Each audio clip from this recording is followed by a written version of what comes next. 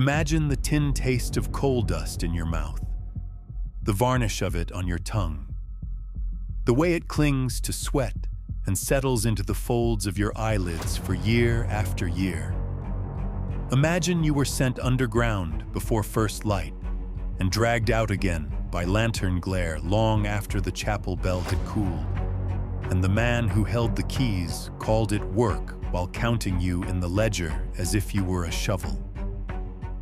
Imagine you waited and watched, learning every hinge, every lock, every moment when the night swallowed the yard whole. On the night the storm took the ridge road and the wind drowned the dogs, an enslaved miner walked into a lamp-lit house with a bone-handled blade and a coil of cord. He took from the masters what they prized above all, the power to look without being seen. He moved toward the river to vanish, but at the fence line something unexpected flickered. The wrong bell at the wrong hour began to ring. Before we dive in, consider subscribing if you value disciplined, original investigations like this one. It helps bring buried cases to light. The massacre surfaced not in a courtroom, but from a seam of memory and soil. On a damp morning in early October of the year 2021, a county crew widening a gravel road in Sebastian County struck a boarded mouth of an old drift. They called an archaeological team from the state university. Beneath the planks lay a collapsed adit, a cluster of rotted rope strands threaded through a rusted iron ring, and a small tin of lamp oil black with age. In the silt beside the ring, a palm-sized oval of polished wood appeared, its surface carved with a single initial. The letter J. Photographs from that morning fixed one charged image, a bell clapper wrapped in leather, set neatly on a windowsill of the ruin, as if someone had silenced the bell and left proof. That image foreshadowed a night when silence itself became a weapon. The ground above the drift once belonged to a spread called Hushed Elm, a hybrid estate where a coal incline sank behind a whitewashed house. The master, a man of ledgers and contracts, discovered that underground labor extended daylight without the sun and could be pressed into work year-round. Hushed Elm ran on layers, fields up top, forge and storerooms in the middle ground, and the black vein below where men and boys tunneled by lamplight. The house overlooked everything.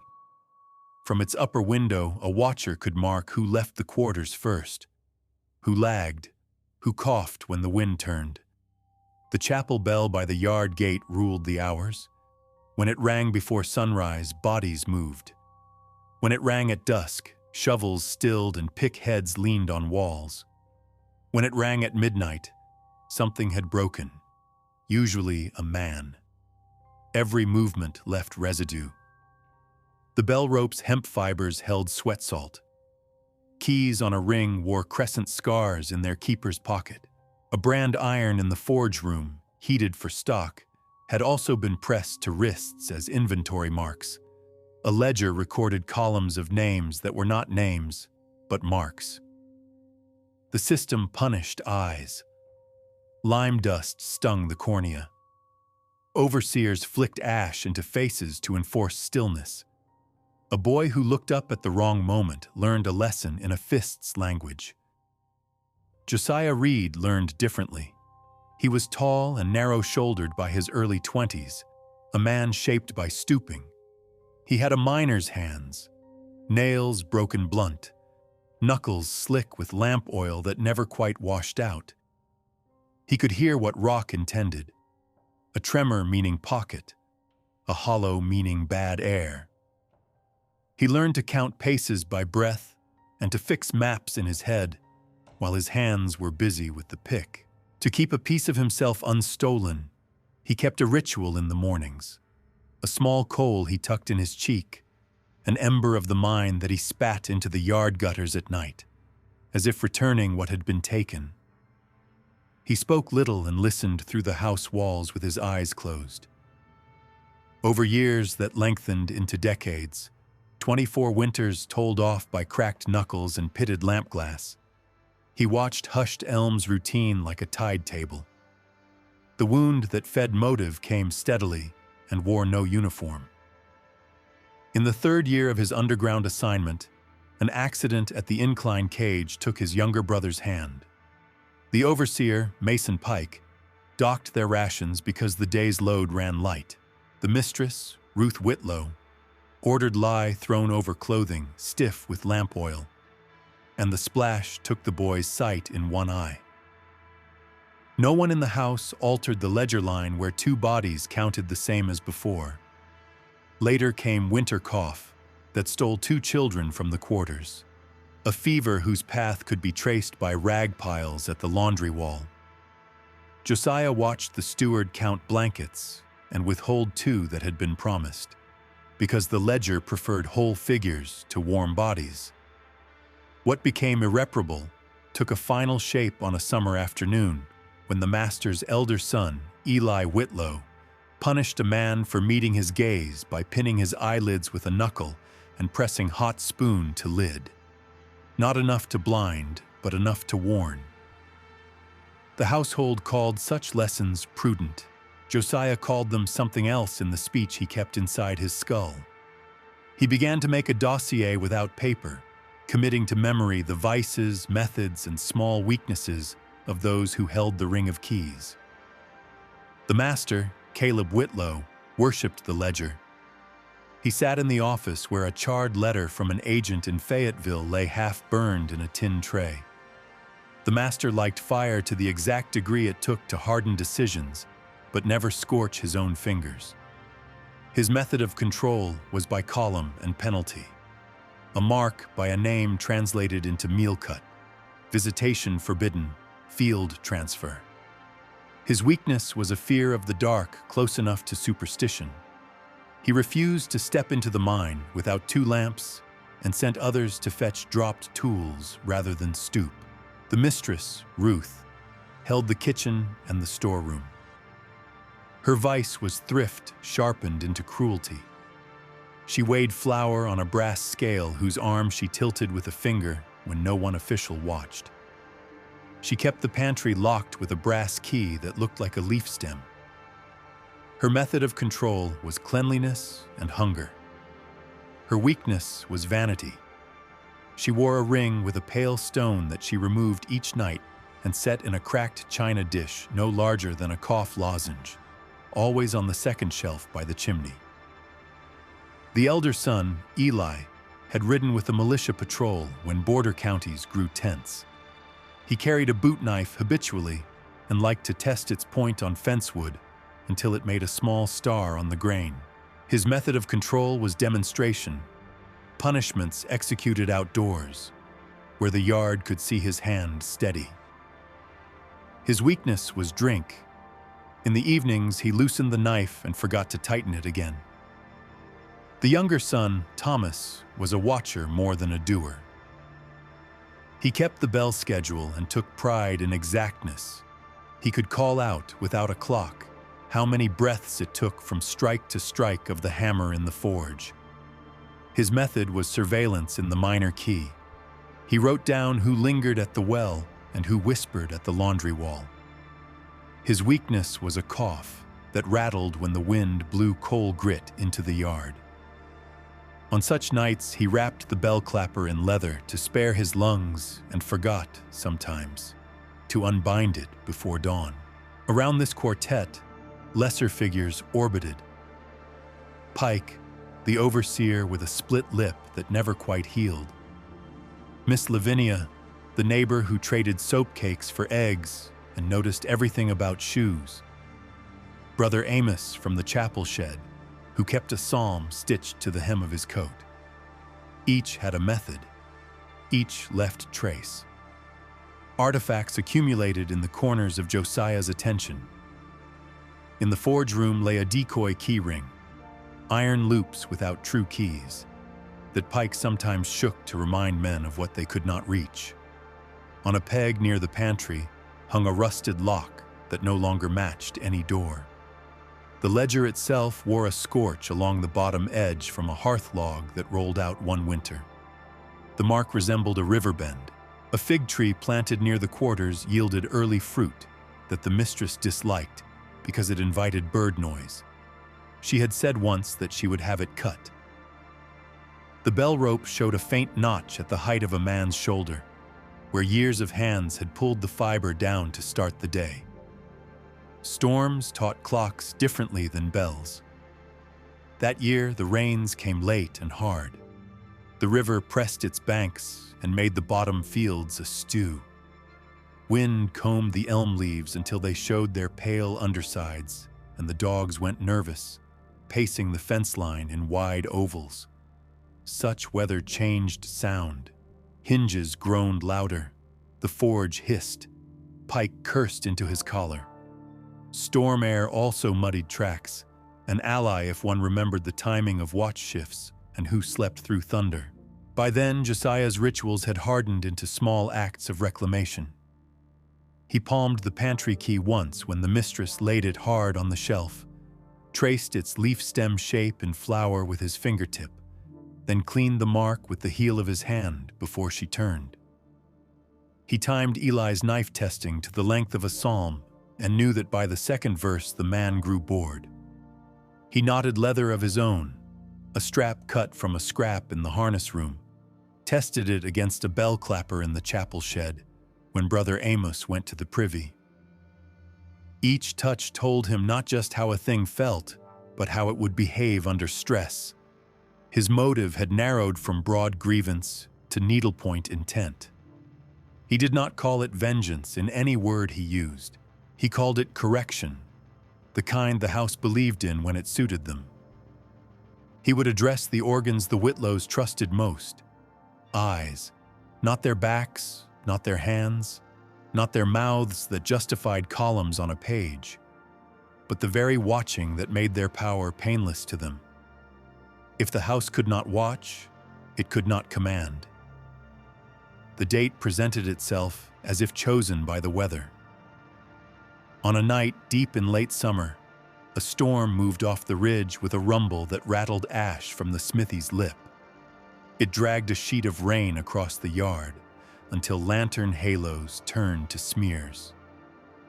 In the quarters, bodies drew closer and waited for the bell to say whether the mine would open at dawn.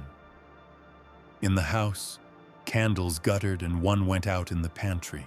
The mistress, irritated by smoke, set her pale stone ring where she always set it.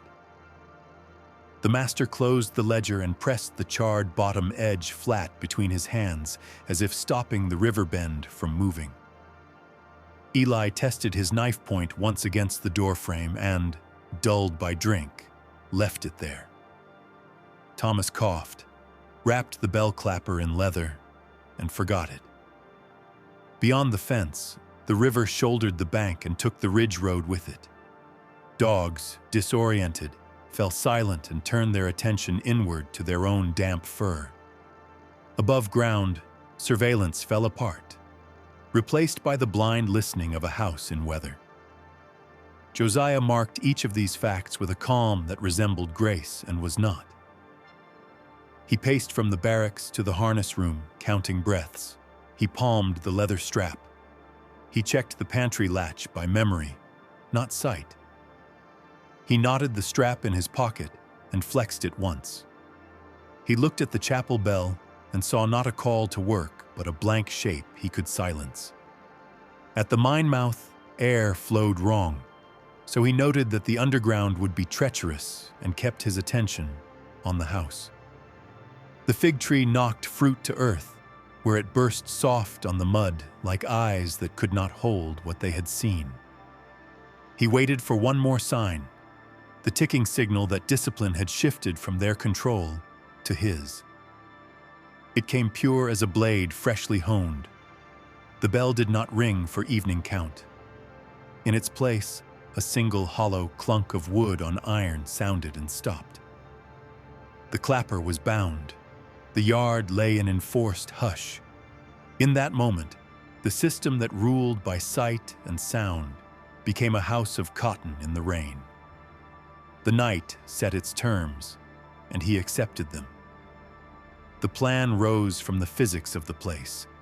Years of mapping darkness had taught Josiah Reed what sound did in a storm, how iron behaved when fingers were slick with lamp oil, how locks took pressure when their shoulders swelled from damp. He favored tools that did not shout: a paring blade with a bone handle, a length of harness leather, a coil of cord thinned by sweat, and avoided anything that clanged or flared.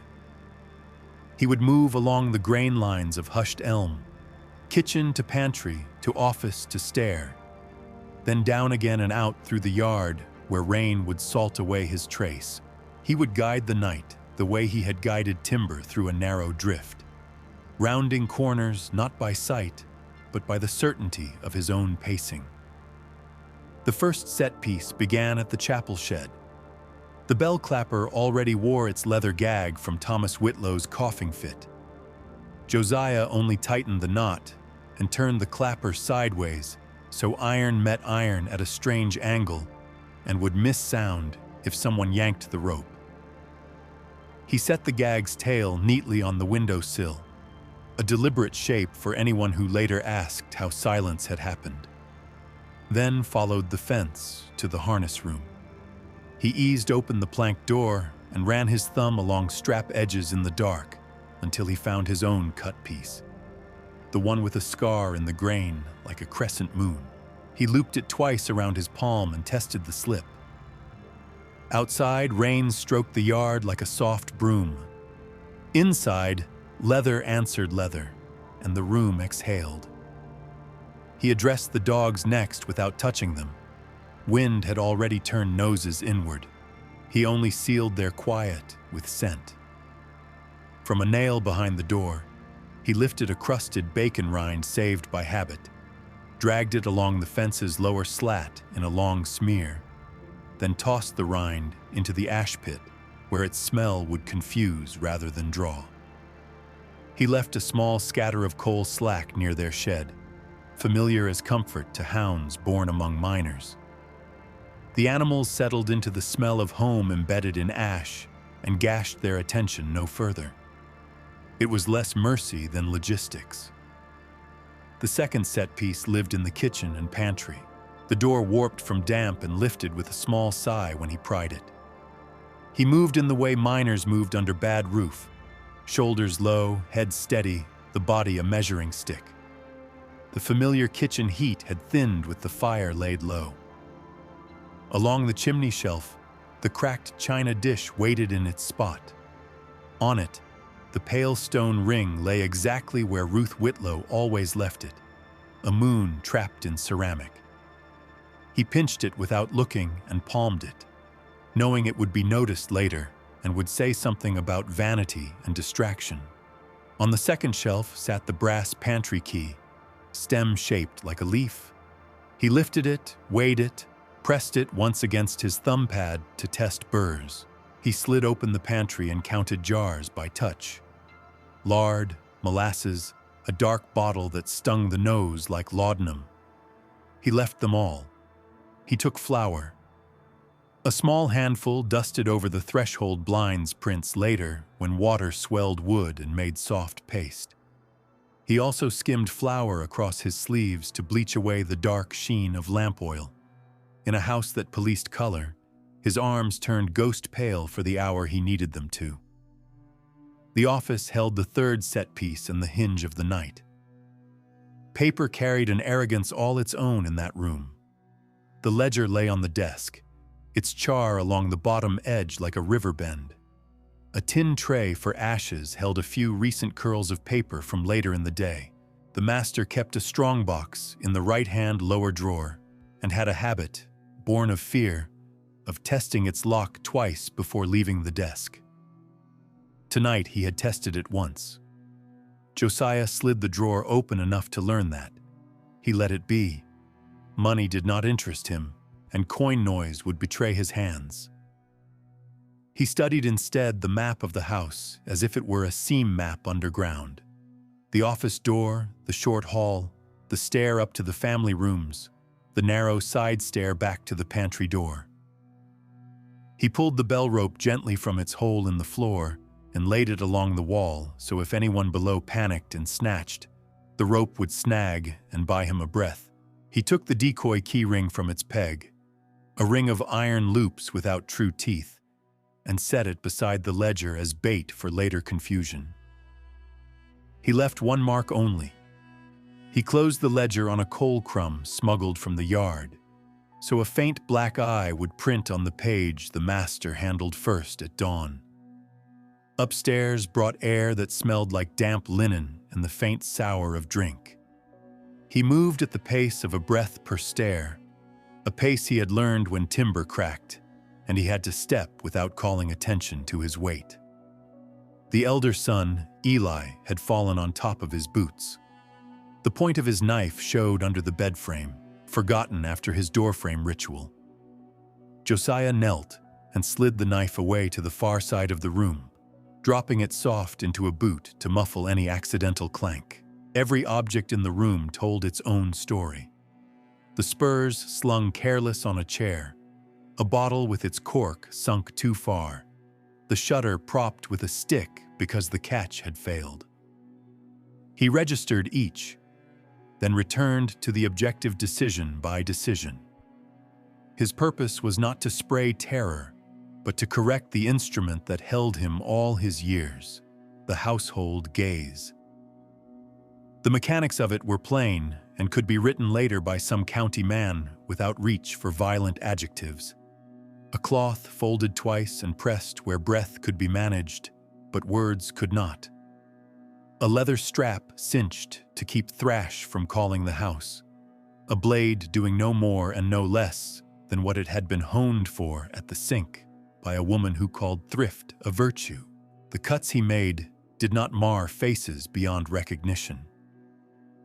He aimed only at the brightness that had burned him in the yard, the brightness that made his days a row of counted acts.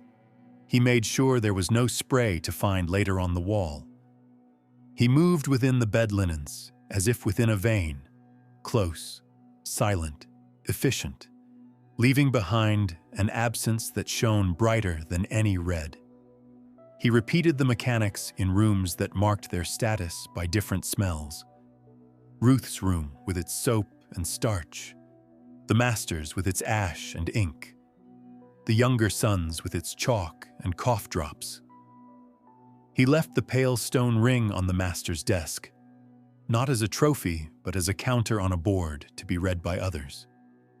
The house that watched would wake unable to see. Forensic details accumulated even as he tried not to leave them. On one stair, he stepped into a wedge of flour he had dropped and printed a faint human heel against wood. He breathed a thread of lamp smoke against the hall lintel and knew it would stain. He wiped the blade edge with a linen that would later argue with any careful reader about which room had been first. He had counted on the storm to wash his outside tracks, but inside he understood that marks also tell stories that can be bent. He bent them. He placed the decoy key ring at the top of the stairs, in the exact path where Mason Pike would put his hand in the dark. He knew the overseer would grab at anything that chimed like authority. He turned one portrait on the hall wall slightly crooked. Someone would think struggle when there had been none. The house made its counter move early and almost ruined him. A shutter in Eli's room slammed when the wind veered. The stick propping it fell, struck the floorboard near the boot, and set the knife shifting inside the leather. The sound was a small metallic hiccup, enough for the younger son, Thomas, to stir in the next room. Josiah froze, the strap's tail damp in his hand. Through the wall came a cough, then the soft rasp of a man padding barefoot onto the landing, then the rasp of his fingers feeling for rope. Thomas's hand found the bell pull where Josiah had draped it. The rope snagged along the wall, stalling the first yank. The second pull slid the rope free, leather still tied on the clapper down in the shed. The sound the bell made was wrong, a dull throat slap instead of a ring, and the wrongness cracked the night more cleanly than any bright peal would have. Adaptation came as if he had rehearsed it in a drift collapse. He left the landing without hurry and used the narrow back stair to drop into the pantry. He unlatched the exterior door and slipped into the wind. He used the fig tree for cover and took the line of the fence toward the far corner where the plank was loose. He moved as if he were a shade, not a man, but he was a man, and the yard had its own memory. The dogs, confused by the bacon rind and coal slack, lifted their heads but barked only half-heartedly. The overseer in the foreman's quarters opened his door and shouted a question that broke into nothing in the rain. Josiah reached the plank, lifted it, and slid into the ditch beyond, where river water sucked at his ankles like a soft mouth. He had planned one more distraction in case of pursuit: fire. Not a blaze to consume the house, which would take hours and call neighbors, but a smaller burn that would occupy hands and eyes and make men look away from the fence. He had studied the forge room and the straw tangle near the far wall. Before climbing the fence, he had left a twist of lamp wick in a bed of chaff and dripped 2 coins worth of oil along it. Now, in the ditch, he sparked a flint into a rag he kept in his pocket and tipped a cinder onto the straw through a crack under the boards. Air pulled the cinder into the oiled rope the way air pulls breath up a shaft. A thin line of flame skittered along the floor toward the corner, then licked up the wall where a stack of old harness hung. It would not ruin the building, but it would roar and send men running to save leather, a commodity more precious than any one body. A flaw he had not respected came forward then. The flood-swollen ditch had undercut the fence post he intended to use as a step. When he put his weight on it from the far side, the post shifted, and his boot punched into mud deeper than he had tested. He sank to the shin, lost one shoe in the suck, and had to wrench free with both hands, leaving a neat, soul-shaped artifact for anyone to measure at dawn. He recovered, but the movement cost him time. Over the fence behind him, the wrong bell clanged again, a stifled throat slap that told anyone awake that someone had tried to ring and could not. Lights flared along the house front. Mason Pike's lantern swept the yard. Miss Lavinia, from the neighboring place, would say later that she saw a gray shape past the fig tree and thought it was smoke. It had been a man in flower. He cut downslope to the river path, the route he had learned by carrying timbers from the mill. He signaled once to the quarters with the motion prearranged for a night like this, a shoulder roll when passing the laundry wall, and a small figure moved in response. An elder woman would later say she never saw a face, only the angle of a back like a question mark, and a child would remember a hand brushing the oats that grew wild by the ditch. Those were the logistics that mattered.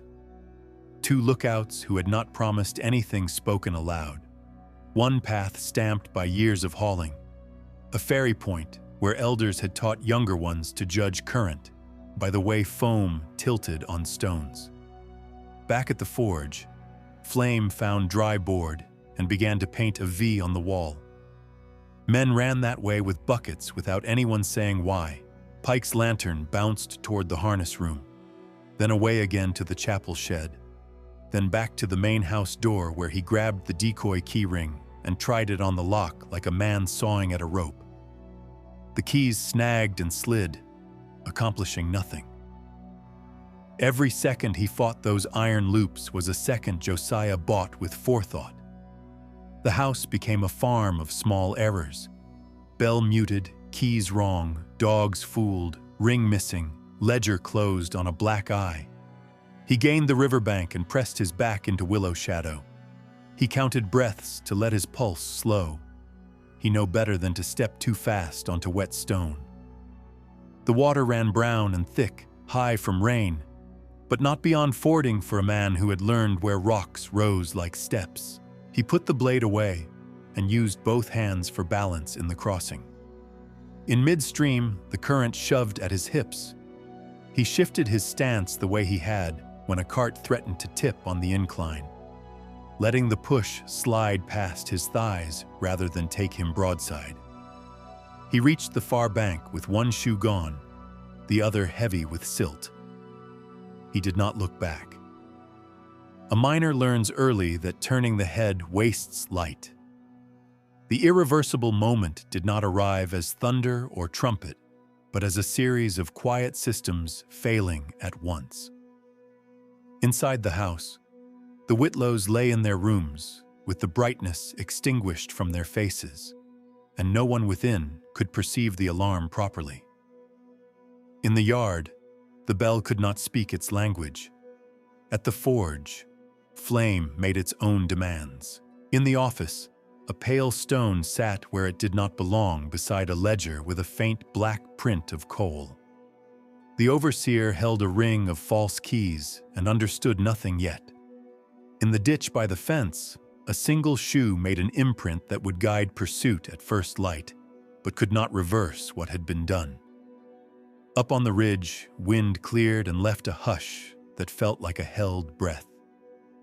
Down by the river, willow leaves clapped softly, and a man whose eyes had been used against him for near a quarter-century of days stepped into trees where no ledger counted and no bell prescribed.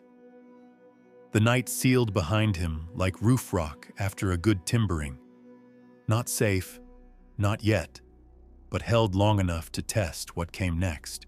The first light of morning uncovered hushed elm like a ledger page turned by an unwelcome hand.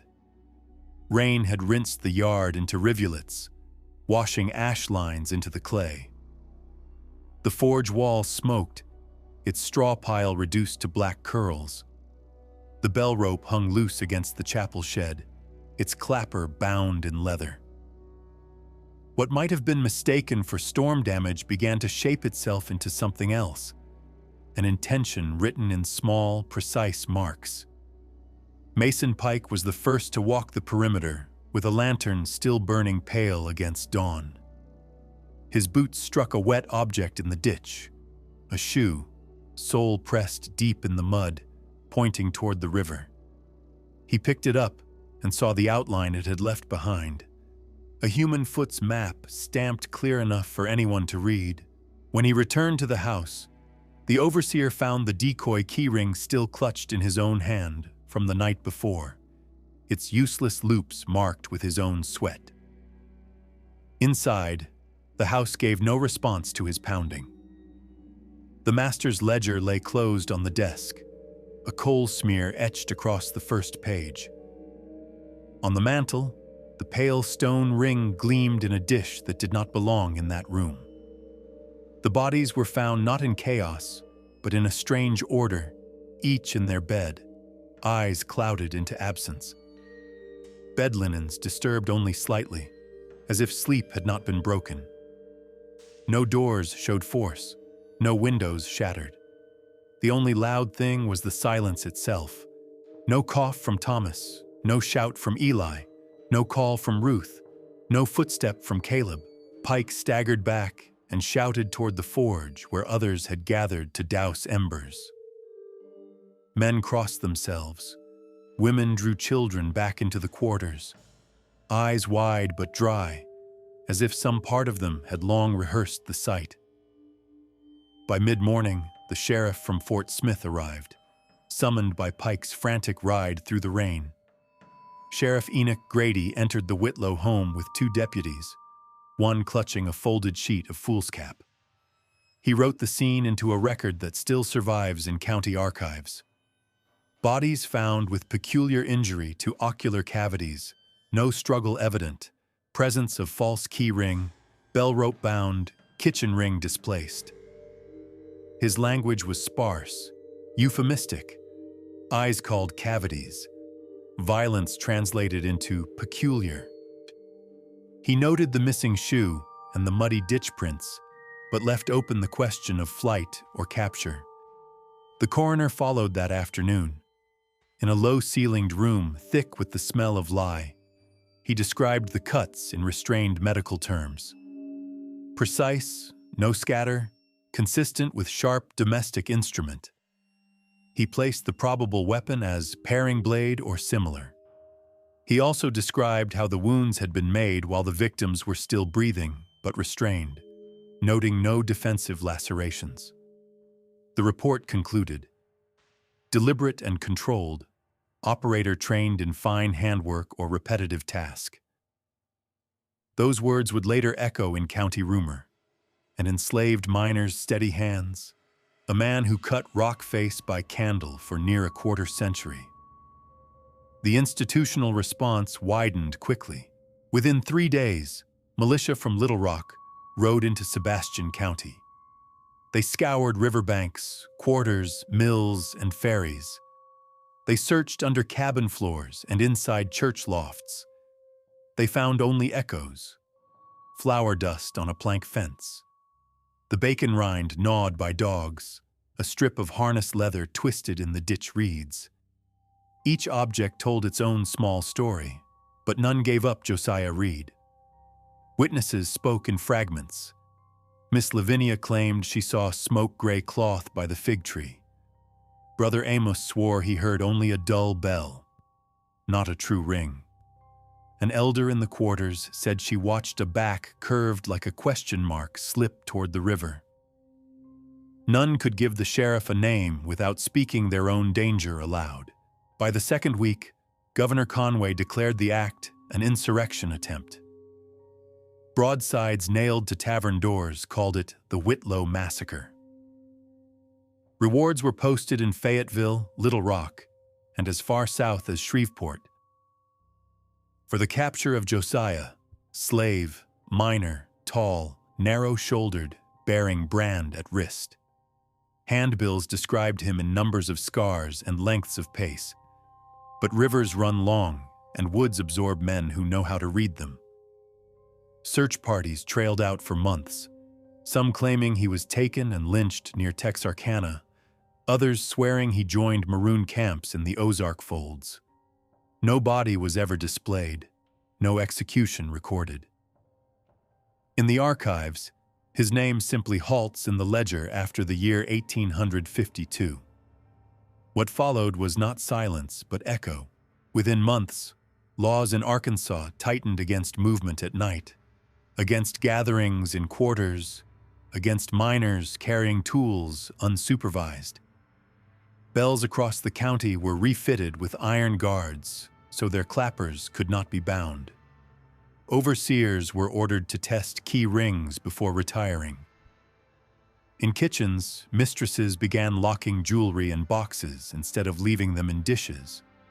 Yet none of these measures erased the whisper carried in work songs and kitchen talk, that a man with coal in his lungs had reversed the household gaze, had cut out the eyes that watched him, and had walked away under storm cover.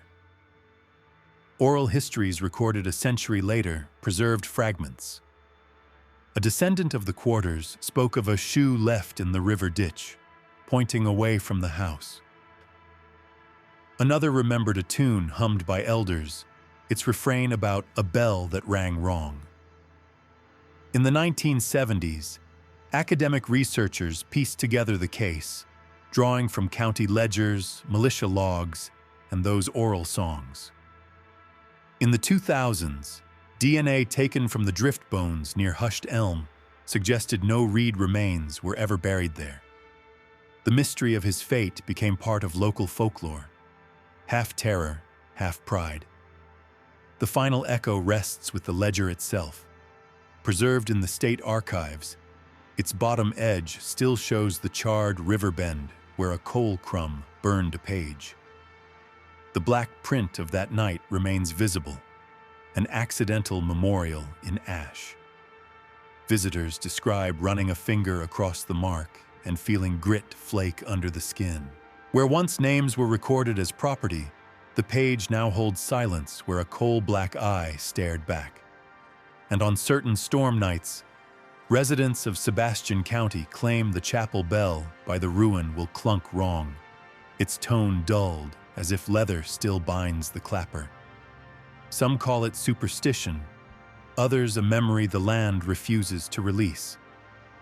Whatever name is used, the effect is the same.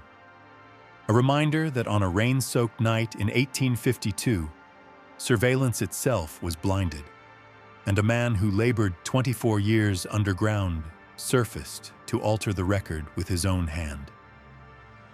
The bell that once ordered lives now tolls irregular in wind, a mute witness to the night when hushed elm's power to watch was extinguished. The same rope notch at a man's shoulder height remains worn in the wood, though no hand pulls it now. That mark is the symbol returned, transformed, from obedience to refusal, from command to silence.